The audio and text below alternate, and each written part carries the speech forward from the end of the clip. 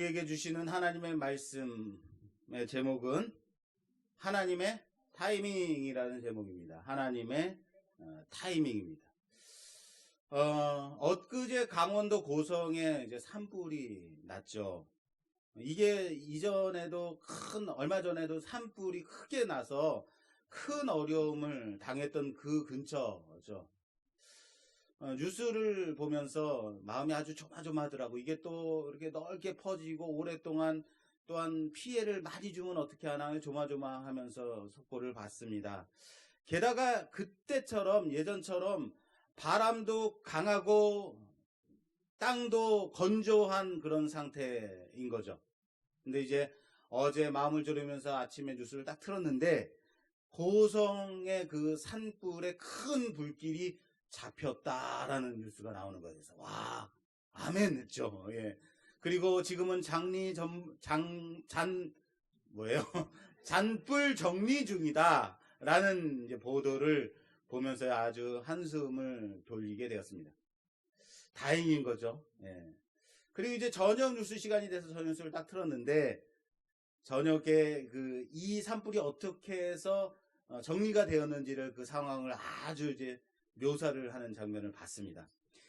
이전날 저녁에 산불이 시작이 되면서 불이 크게 이제 번져 나가는데 주민도 대피하고 그리고 군인들까지도 대피시키며 어두워서 소방헬기가 뜨지 못하는 그런 상황. 그 상황에 이 난국 속에서 전국에서 달려온 소방관들이 방어막을 치고 여기까지 넘어가면 안 돼 하고 방어막을 치고 혈투를 하는 가운데 이제 새벽이 이제 밝아오는 거죠. 새벽이 어스름풋하게 밝아오는 바로 그때 소방 헬기 38대가 한꺼번에 딱 떠올라서 물폭탄을 이제 쏟아붓는 거죠. 그랬더니 큰 불길이 잡혔다라는 뉴스가 딱 나오는데 완전히 이제 그걸 상상하는데 완전히 영화 같은 한 장면을 상상하게 되는 거죠. 예전에 이 고성의 산불의 이 교훈을 그때의 교훈으로 소방본부가 소방청으로 격상됐어요. 이 바뀌면서 이룬 쾌거죠. 큰 쾌거죠. 이제는 전국적으로 한번 모여 그러면은 소방청장이 모여 그러면 한꺼번에 여지없이 모이는 거예요. 예전에는요, 모여 하면은 각 지자체장에게 허락을 받고 가도 됩니까? 이렇게 왔다는 거예요. 그런데 이제는 하나의 소방청이 돼서 이게 큰 산불이 났다 그러면 한꺼번에 다 모이는 거죠. 헬기도 한꺼번에 전국에서 날라오는 거예요. 예. 여러분 생각해 보십시오. 밤새 큰 불길이 더 이상 퍼지지 않도록 이제 소방관들이 지상에서 혈투를 막 벌이고 있는 그런 상황 속에서 어스름풋하게 해가 탁 떠오르는 그 사이 이 새벽에 바람이 바뀌어요. 이 새벽에 바람이 바뀌어서 막 강풍이 물든 것이 잠잠해지는 바로 그때 소방 헬기 38개가 마그마그 하면서 이제 떠오르는 거죠. 그래서 한꺼번에 떠올라서 그 물폭탄을 이제 투하 하면서 그 장면. 야, 그때 큰 불길이 잡혔더라. 이런 거죠. 예. 별로 감동이 없으신가 봐요. 예. 저만 감동하고 해가 뜨고 바람이 바뀌며 헬기가 떠오르는 그때 바로 그 타이밍, 바로 그때 삼박자가 딱 맞아떨어지는 그때인 거예요. 예, 그때. 제가 오늘 그때를 좀 많이 말할 거예요. 그래서 이 말씀을 드리는 거예요. 오늘 본문의 사건이 바로 이 세 박자, 3박자의 타이밍이 딱 맞아 떨어지는 바로 그때인 거예요. 여러분 오늘 본문이 이렇게 시작이 돼요. 그 후에로 이제 시작이 돼요. 이 그 후가 언제예요? 그 후는 지난 장의 그 후죠. 요셉이 하나님의 은혜를 입어서 형통하게 되었던 그때, 그 후에. 근데 형통한 자가 되었는데 그때가 언제예요? 형통한 자가 되어서 부자가 됐던 그때예요? 언제예요? 옥에 갇힌 그때예요. 옥에 갇힌 그 후. 형통한 자가 되어서 옥에 갇혔더라 이거죠. 이게 좀 이해가 안 됐다 그랬어요. 그런데 지난 시간에 우리는 살펴봤습니다. 그래서 지난 설교를 좀 참고하시면 되겠고요. 하나님이 요셉에게 인자를 더하신 그 후, 인자를 더해서 요셉이 어떤 상황이에요? 옥에 갇혔지만 관수장의 은혜를 입어서 거기서 관수장이 할 일을 대신하고 있던 그때, 갇혔는데도 일을 해야 되는 그때가 하나님이 인자를 더하신 그 후인 거죠. 바로 그때 오늘 말씀이 시작되는 거예요. 바로 그때 바로의 시나 술 맡은 관원장과 떡 굽는 관원장이 범죄하여서 친위대장 보디발의 옥에 갇히는 그 순간, 이렇게 오늘 본문이 시작이 돼요. 그런데 그 옥에 바로 누가 있어요? 요셉이 갇혀 있는 거예요. 여러분, 그 떡 맡은 관원장, 떡 굽는 관원장, 술 맡은 관원장이라고 해서 얕보지 마십시오. 이 관직이 어떤 관직이냐면요, 술과 떡을 맡은 관원장은 현재로 말하자면 대통령의 비서실장 같은, 거기에 해당하는 높은 관직이에요. 왜냐하면 왕의 바로 옆에서 떡을 구워야 되고 왕의 마시는 포도주를 따르는 사람이기 때문에 여기에 문제가 생기면 왕의 생명에 아주 큰일이 나는 거죠. 그래서 이 떡 굽는 관원장과 술 맡은 관원장은 지금으로 말하자면 왕의 가장 친밀한 지근거리에서 보필하는 비서실장과 같은 자리에 있는, 이런 간직에 있던 두 사람이 지금 옥에 갇혔는데, 그 갇힌 옥이 바로 누가 갇힌 옥이다? 요셉이 갇힌 옥이다. 이렇게 높은 관직에 있었던 사람이, 우리가 아는 사람이 또 하는 사람이 있어요.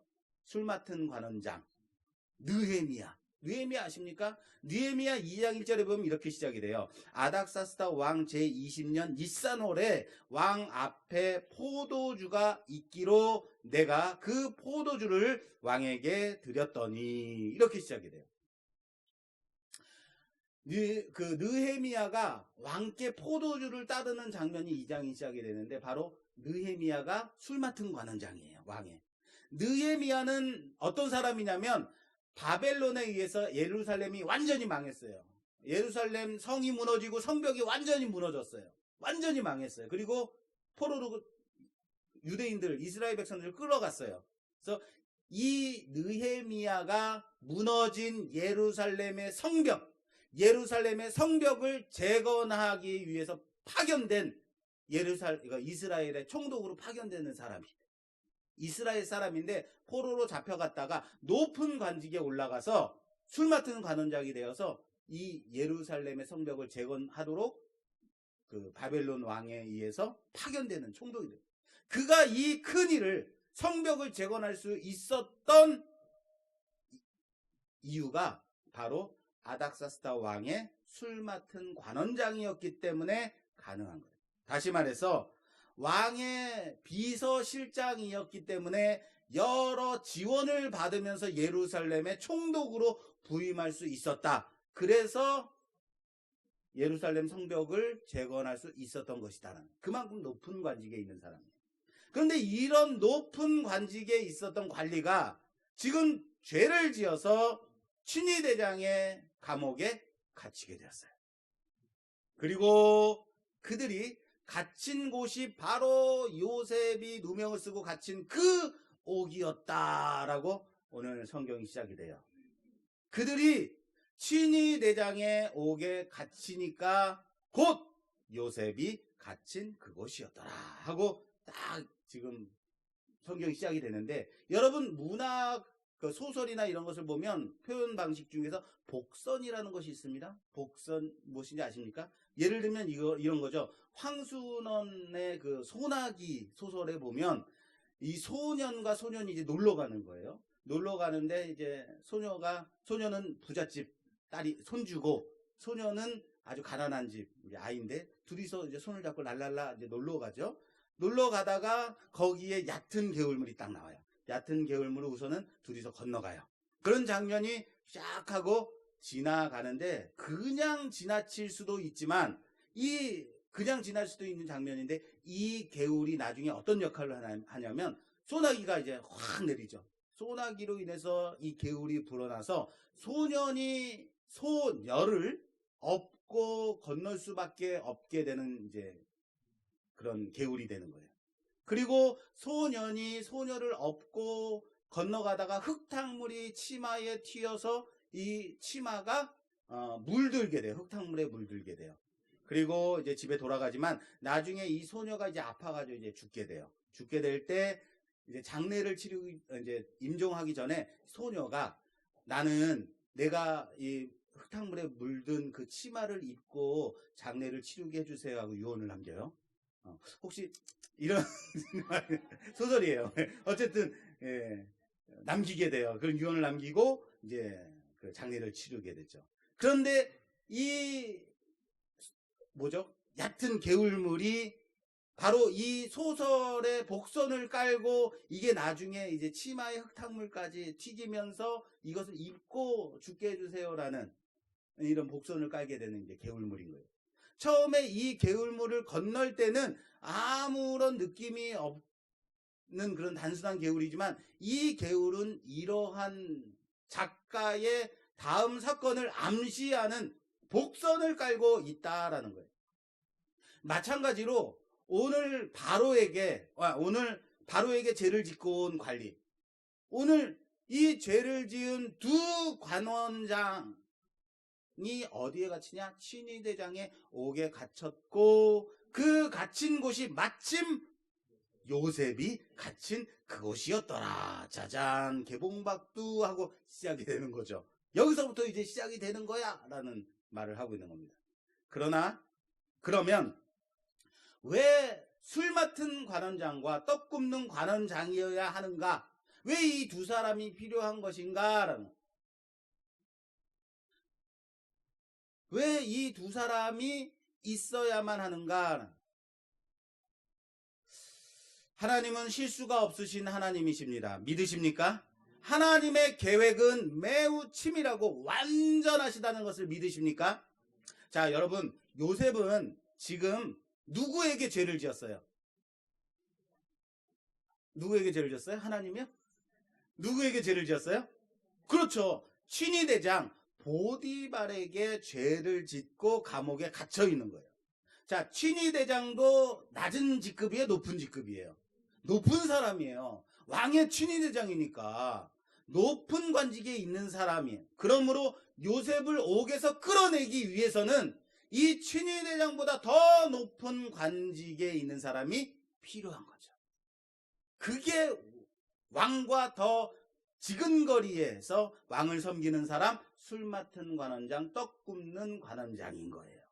그래서 오늘 본문을 이렇게 보면 오늘 4절, 본문 말씀 4절에 보면 친위대장이 요셉에게 그들을 수종들게 하매, 요셉이 그들을 수종들어요. 죄수가 죄수를 수종들고 있는 거예요.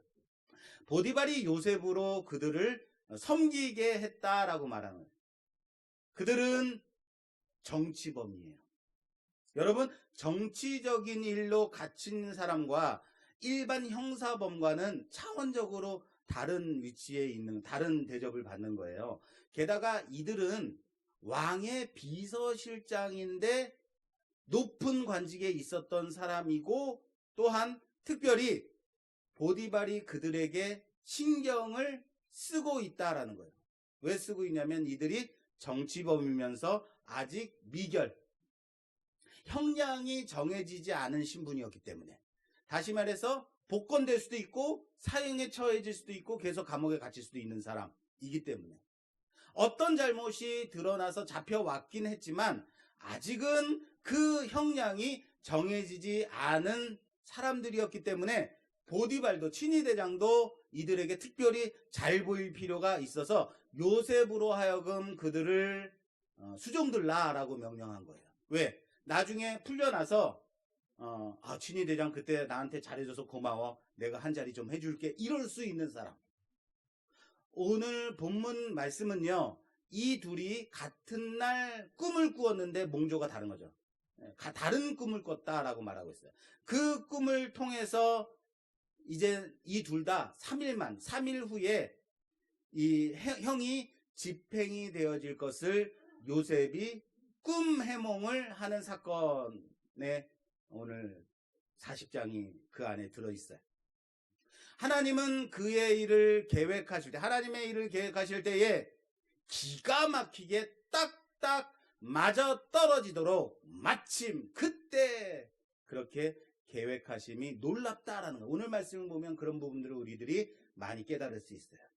마침 요셉이 있는 그곳. 술 맡은 관원의 꿈은 이렇습니다. 포도나무에 3가지가 있는데 거기에서 포도 열매가 맺히는 거예요. 그것을 보고 술 맡은 관원장이 그 포도송이를 따서 바로의 잔에다가 술을 이제 짜서 드리는 꿈을 꾼 거예요. 그랬더니 요셉이 그것을 듣더니 3가지는 3일, 사흘입니다. 사흘 후에 당신은 사면복권이 되어서 예전의 일을 다시 하게 될 것입니다. 라고 해몽해줘요. 그리고 이 해몽은 정확하게 딱 맞아떨어져요.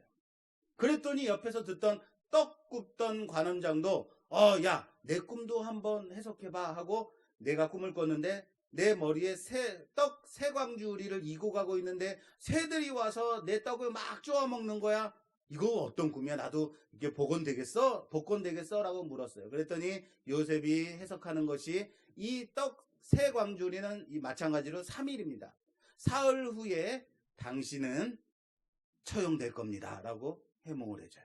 그리고 마찬가지로 이 꿈 해몽은 정확하게 맞아떨어져서 떡 굽는 관원장은 사흘 후에 처형이 되고 맙니다.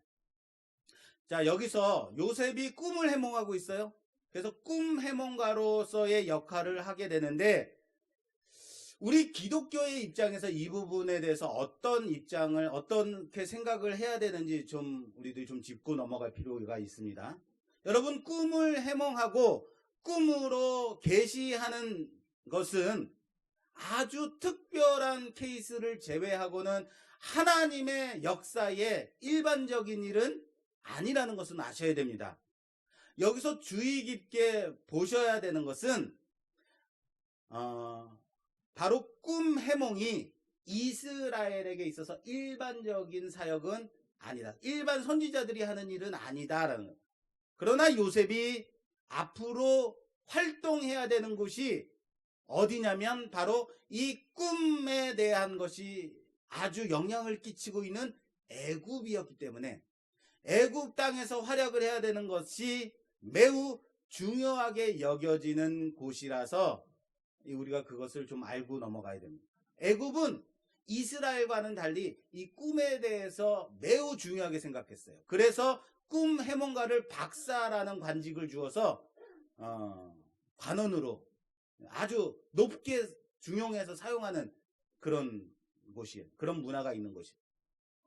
자, 지금 요셉은 꿈 해몽가로 세워지고 있는데 이것이 우리가 잘 알아야 되는 것은 하나님의 사역에서는 일반적인, 우리가 믿는 자들의 입장에서는 일반적인 사역은 아니다. 그러나 요셉이 지금 해몽하고 있는 방식이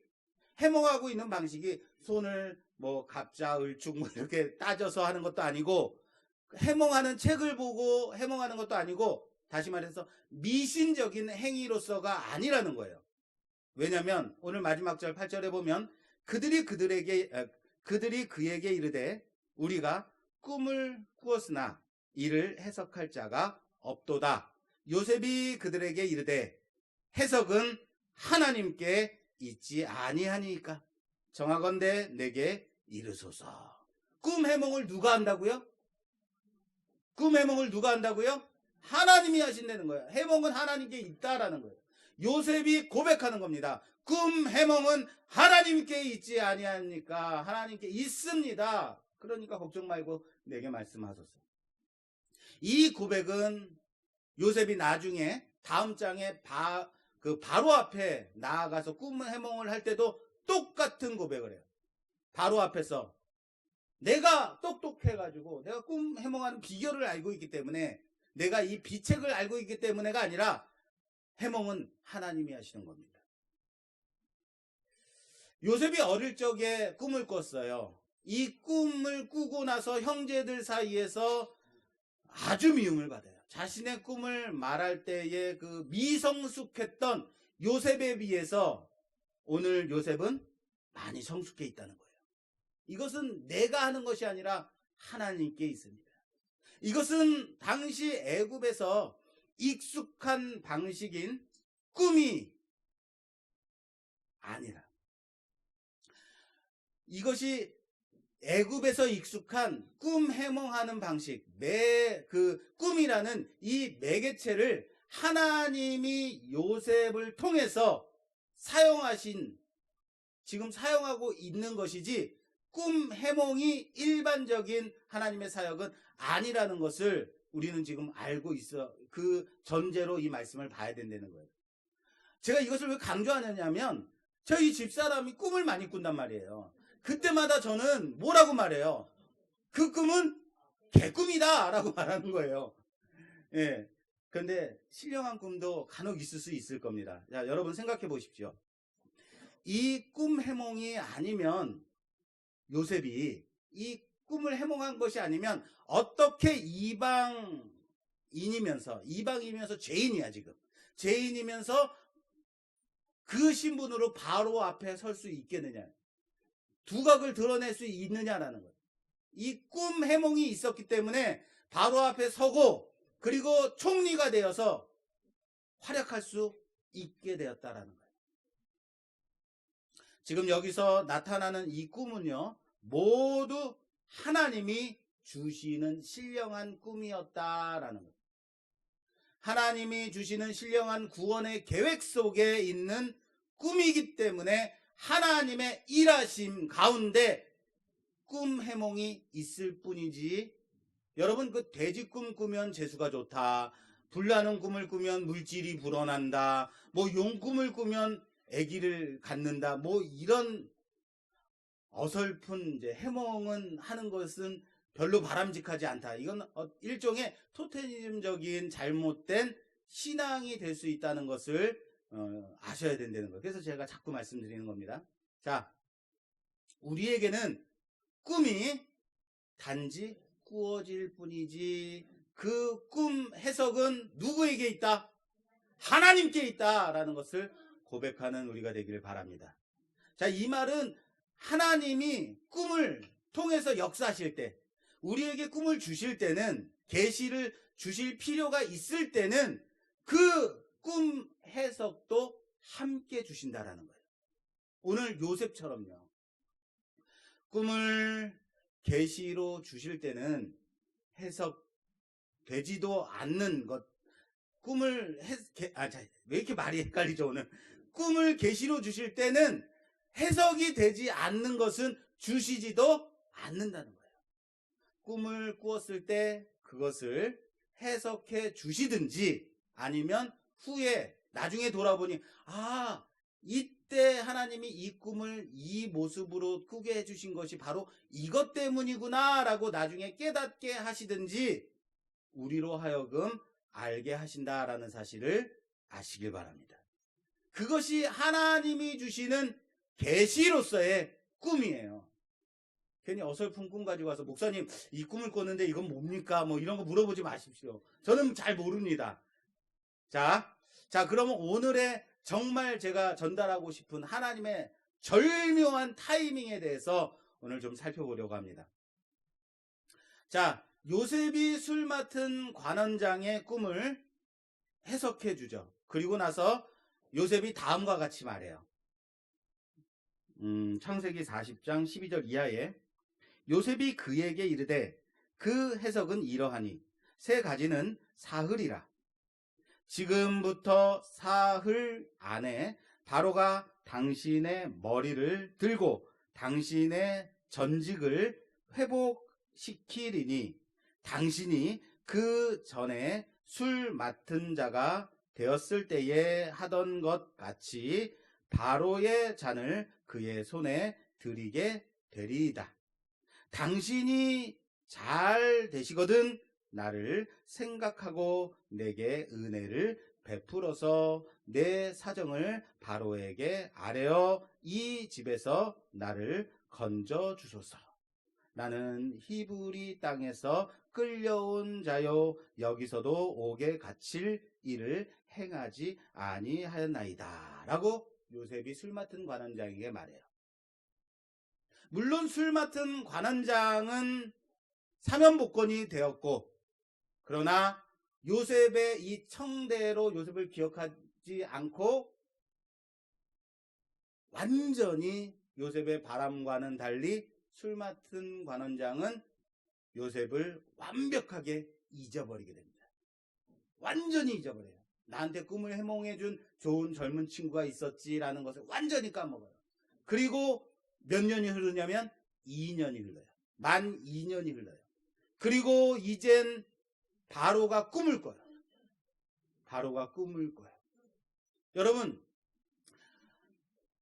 요셉이 이런 부탁을 했는데 어떻게 이 은혜를 입은 술 맡은 관원장이 이것을 잊어버릴 수 있는가? 왜 이런 일이 벌어져야만 했는가? 왜 어디가 잘못된 것인가?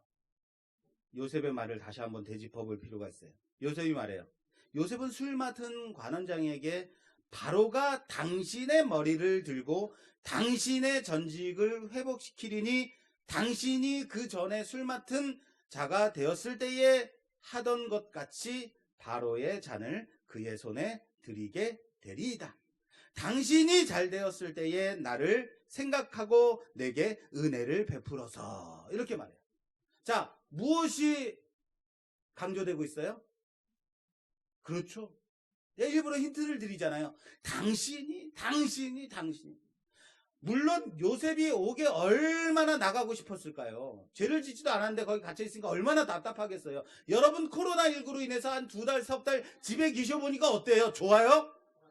아유, 그냥 생각에는 야, 정말 신나게 노는구나 라고 생각될 수 있는데 저한테도 전화가 많이 와요. 목사님 답답해 죽겠어요. 복지관이 문이 안 열리니까 갈 데도 없고 경로당 일도 다닐 수 없고 너무 답답해요. 감옥살이가 따로 없어요. 그렇잖아요. 그런데 요셉은 어땠겠어요? 얼마나 감옥에서 나가고 싶었겠어요. 그러나 여기서 무엇이 강조되고 있다고요? 당신이 강조되고 있다고요. 당신이요. 만약 당신이 그래서 내게 은혜를 베풀어 주셔서 내가 나가게 되면 누구 때문에 나간 거예요? 모르세요? 다시요. 당신이 바로에게 은혜를 입어가지고 나가게 되면 당신이 옛날에 전직을 회복하게 돼서 당신이 잘 되면 누구를 기억하라고요? 나를 기억해서 내가 풀려나게 좀 손 좀 써주십시오. 그래서 요셉이 나가게 됐어요. 그럼 누구 때문에 나가게 된 거예요? 당신 때문에 나가게 된 거예요. 당신 누구예요? 술 맡은 관원장이 손을 쓴 거예요. 그러면 술 맡은 관원장이 요셉을 기억하고 그에게 은혜를 베풀어서 그의 사정을 바로에게 아뢰는 거죠. 그래서 바로가 그래? 아, 걔가 누구명 썼어? 그럼 내줘. 내줬어요. 옥에서 꺼내 주었다면 어떻게 되었을까요?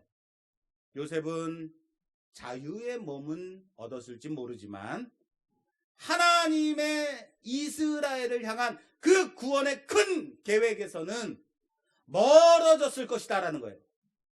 다시요. 요셉은 아마 애굽의 총리가 되기는 어려워졌을 것이다.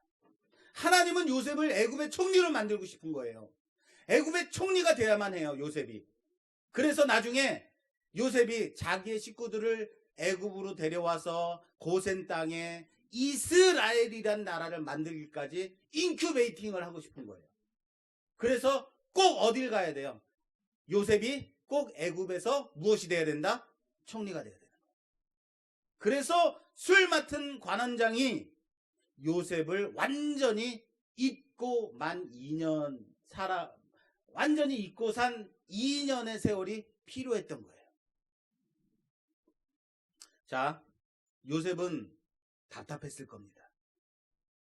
내가 술 맡은 관원장의 꿈을 완벽하게 해석해 줬는데 내가 자기한테 은혜를 베풀었는데 너는 왜 내 아를 잊어버렸느냐? 얼마나 답답했겠어요. 속으로는 이런 생각할 수도 있어요. 그래가지고 옛말에 머리 검은 짐승은 거두는 게 아니라 그랬어. 막 별의별 생각이 다 들었을 거예요. 그러나 이것이 바로 하나님의 타이밍이란 사실을 믿으시기 바랍니다. 뭐라고요? 하나님의 타이밍. 술 맡은 관원장은 완전하게 요셉을 잊어버리고 2년을 그렇게 살아야 되는 거예요. 그로 인해서 구원이 사람에게 있지 않구나.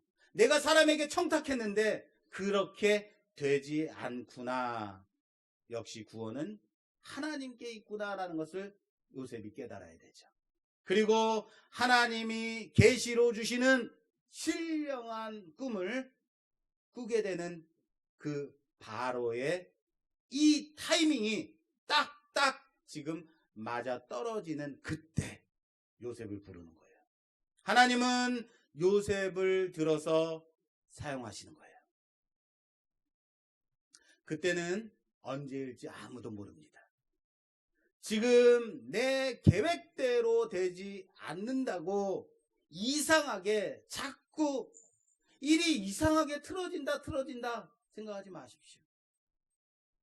여러 사람에게 청탁도 해보고 좋은 자리 주겠다는 사람 많은데, 그래 내가 청탁했으니까 좋은 자리 좀 좋은데 좀 좋은 곳에 좀 넣어줘 라고 말은 그렇게 하는데 깜깜무소식인 거죠.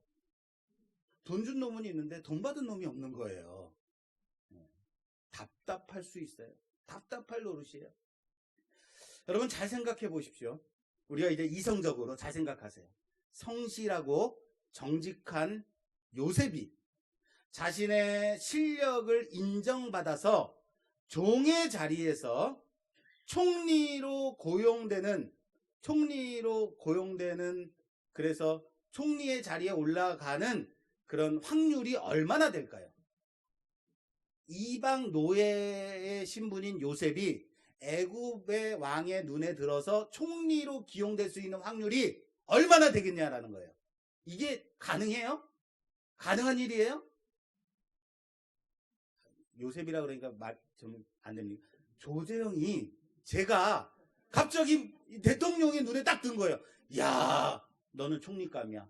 와, 아유, 제가요? 딱 올라와서 제가 조재영 총리. 어떻습니까? 이 확률이 어때요? 3년이요?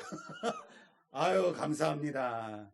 그런데 나머지 분들은 아무도 대답을 안 하는 거예요. 그럴 일이 있어요. 말도 안 돼요. 게다가 시각장애까지 있잖아요. 뭐 이런 거죠. 그리고 만약 가능하다면 몇 년이나 걸릴까요? 자, 보세요. 요셉이 친위대장의 눈에 이제 드는 거예요. 그래서 종의 신분에서 자유인이 돼요. 그래, 너는 이렇게 내 집에서 종의 신분으로 있기에 너무 아까운 놈이야. 자, 이제부터 자유야. 그래서 이제 종에서 자유인을 풀려나요. 그리고는 열심히 공부를 하는 거예요. 고시 공부를 하는 거예요. 요셉이. 고시 공부를 해서 나라에서 뽑는 공무원 시험에 당당하게 이제 합격을 해요. 그래서 합격했을 때 몇 급 공무원? 9급 공무원이 되는 거예요.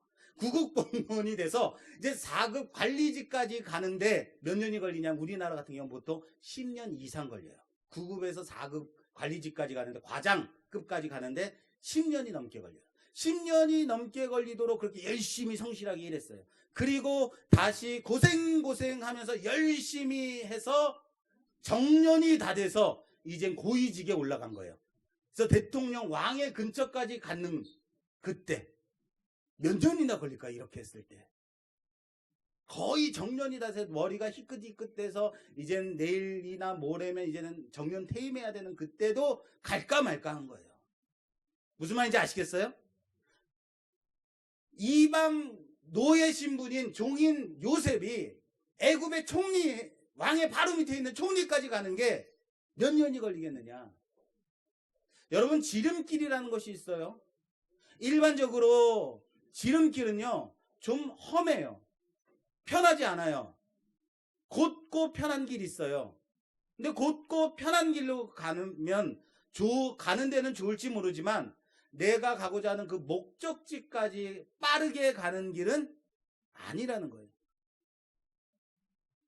조금은 꾸불꾸불하고 조금은 험하고 편편하지 않다 하더라도 빠르게 질러가는 길이 바로 무슨 길이에요? 이것을 지름길이라고 합니다. 요셉이 종의 자리에서, 죄수의 자리에서, 그리고 술 맡은 관원장의 꿈을 해몽하고 그랬지만 그가 요셉을 완전히 잃어버리고 잊어버리고 산 2년은 요셉이 애굽에서 총리로 세워지기 위해 필요한 하나님의 지름길이 아니었을까요? 그것이 아니라면 요셉은 저 가나안 땅에서 도련님으로서 살아가면서 애굽의 총리로 되어질 가능성은 전혀 없는 거예요. 이 과정이 있었기 때문에, 종살이의 과정이, 죄수의 과정이, 꿈 해몽의 과정이, 그리고 잊혀진 2년이 있었기 때문에 이방 소수민족인 히브리인 종인 요셉이 바로 앞에 설 수 있었다라는 거예요. 험했지만, 억울했지만, 돌아가는 길 같았지만 이것이 바로 지름길이었다라는 거예요. 바로 하나님의 타이밍이라는 사실을 믿으시길 바랍니다. 제가 목사 안수를 받고요, 부목사로 큰 교회에, 저기 경복궁에 있는 큰 교회가 있어요. 거기 큰 교회에 부목사로 청빙받아 갈 수 있는 기회가 있었다는 거 아십니까? 저 그런 사람이에요. 예, 물론 가진 않았습니다. 큰 교회에 부목사로 갈 뻔했어요. 그럼에도 제가요, 왜 가지 않았냐면, 단 하루 앞서서 선배 목사님이 조 목사, 우리 교회 와서 좀 훈련 좀 받아라고 말씀하셨어요. 그래서 예, 알겠습니다 하고 그 선배 목사님 교회를 가기로 말씀드렸기 때문에 제가 큰 교회에서 부목사로 오라고 그랬는데 안 갔어요. 그런데 이 선배 목사님의 교회가 성도 수가 20명이에요. 사례가 20만 원이에요. 저희 집에서 이 교회까지 가는데 2시간이에요. 투투투예요. 처음에는 내가 신뢰를 지키는 사람이야, 나 이런 사람이야, 막 이런 생각도 있었는데, 가면 갈수록 힘들고 이 2시간이 얼마나 지루한지 몰라요. 그리고 교회 문제도 얼마나 많은지 몰라요. 그래서 가끔은 야, 내가 이거 잘못된 선택한 거 아니야 라고 후회하기도 했다는 거예요. 그런데 나중에 와보니까 그곳은 멀고 사례도 적고 성도 수도 적었지만 대신 그 교회에서 제가 모든 사역을 담임 목사처럼 맡아서 맛볼 수 있었다는 거예요. 훈련받을 수 있었다는 거예요. 큰 교회에 제가 만약에 갔었더라면 아마 한 부서의 교육 목사 정도는 경험했겠죠. 뭐 교회마다 있는 거 있잖아요. 장애인 부서, 사랑부 목사 뭐 이런 거. 그런 데는 경험했을지 모르지만 교회를 전반적으로 운영하는 경험은 못했을 거예요. 그런데 그곳에서 저는요, 바로 담임 목사로서의 목회를 경험했다라는 거예요. 지금 제가 주중에 근무하고 있는 사무실에서 처음에 제가 한 10년 넘게 있었는데, 처음 시작할 때 그곳에서 시각장애인 어르신들을 많이 지금까지 이제 모시고 있는데, 처음에는 너무너무 힘들었어요. 솔직히 말씀드려서 처음엔 너무 힘들었어요. 왜냐면 괴팍하고 고집도 많이 세시고 또 저를 또 어리다고 막 무시하시는 거예요. 맞아. 아유, 불쌍해. 물론 다 그런 건 아닙니다만, 예. 그래서 처음에는 많이 부딪혔어요. 그런데 그렇게 10년간 어르신들과 함께 뒹굴다 보니까 내가 많이 깨져 있더라고요. 많이 순화되어 있더라고요. 그리고 정말로 섬기는 법을 배우게 됐더라고요. 쉽게 말해서 내가 달라졌다는 겁니다. 그때 바로 담임 사역의 길이 열리더라는 거예요. 내가 준비되었을 때, 내가 이것이 돌아가는 길인가? 이걸 내가 잘못된 길을 가는 것이 아닌가? 왜 이렇게 험하고 멀고 지루한가? 그렇게 생각하고 있을 때 내가 훈련이 되니